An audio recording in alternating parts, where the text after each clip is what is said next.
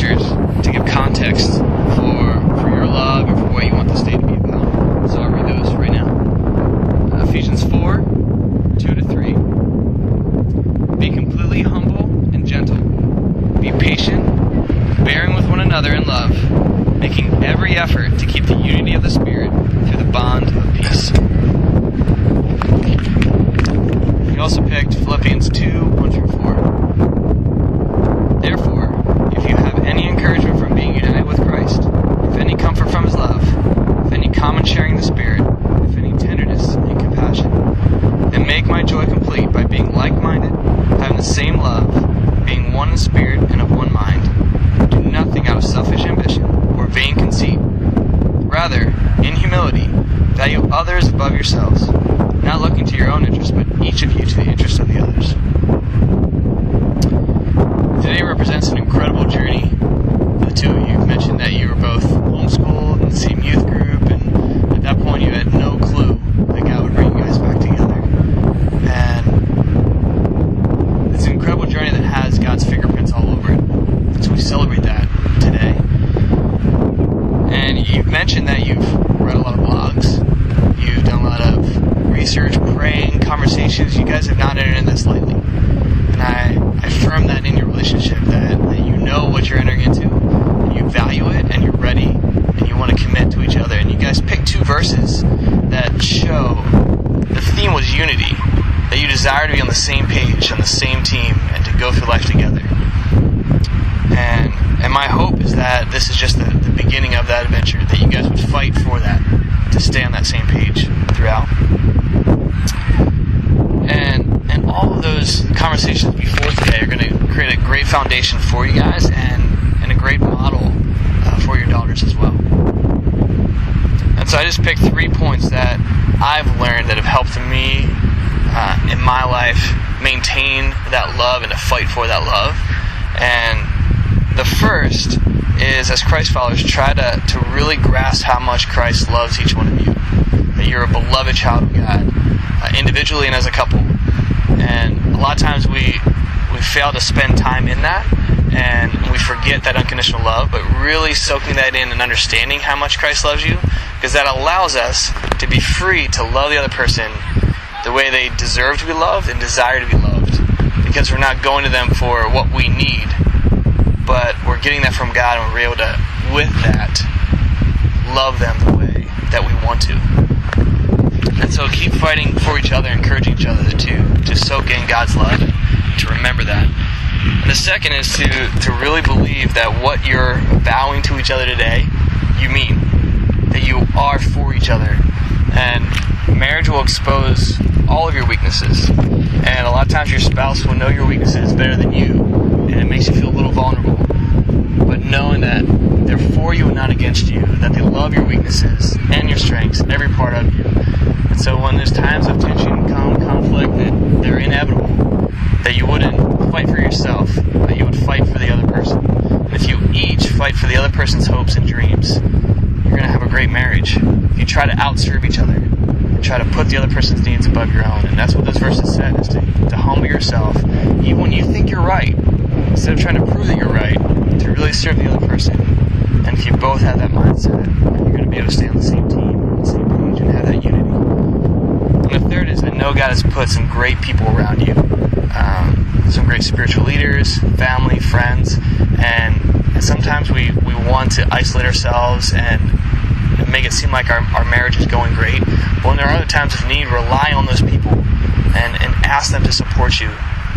Maybe it's just babysitting to get a date night or whatever it is. Know that God has put those people around you to help your marriage thrive. So those are just 3 quick reminders I have that have helped me, and hopefully they're helpful to you. But I don't want to do a lot of talking, so I'm going to let you guys do some talking now. And you guys have written your vows, and these vows are your covenant. This is what you're saying to each other, saying, this is what I'm committing to the rest of my life. And so I'm going to let you read them to each other. John, you can start.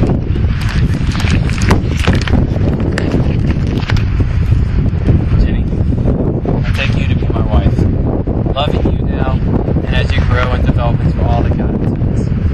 I will love you, and we are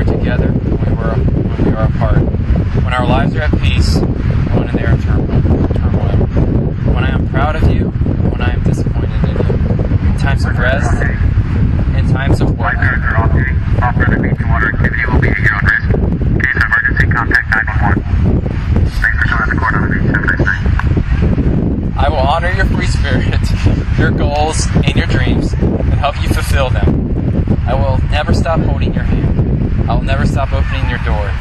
I will never stop choosing you, Jennie. I, from the depth of my being, will seek to be open and honest with you. I will look to the Lord for guidance and have Him be the cornerstone of our family. I vow to you all this in the name of our Father, who shows us the perfect example of love.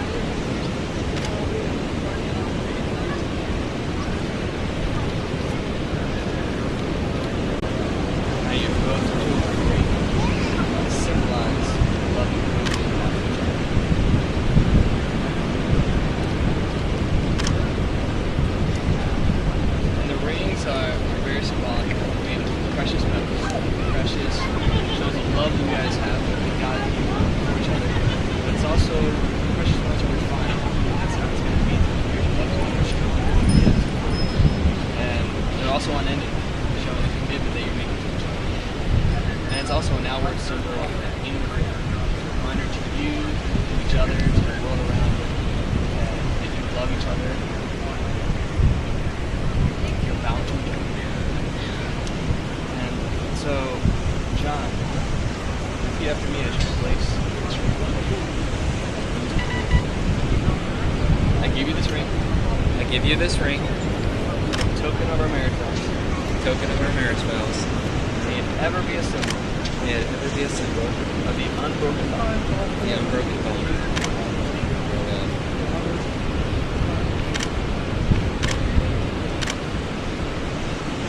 Repeat after me. The north side. I give you this ring. Token of our marriage vow. May it ever be a symbol of the unbroken bond of our love.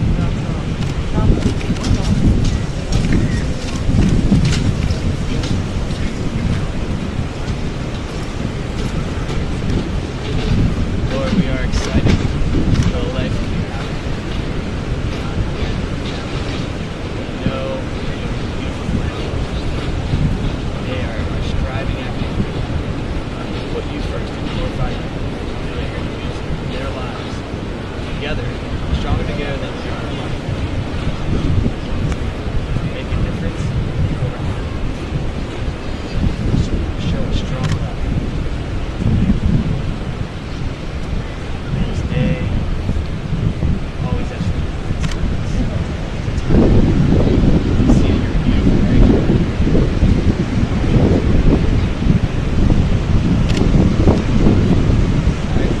Now you have given yourselves to each other through promises, genuine promises, by the authority given me by God to minister the gospel.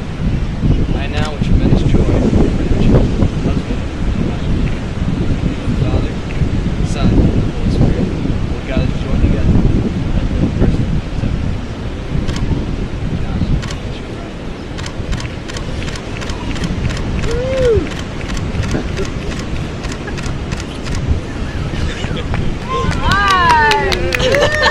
All right, Coronado, lifeguards, everyone listening.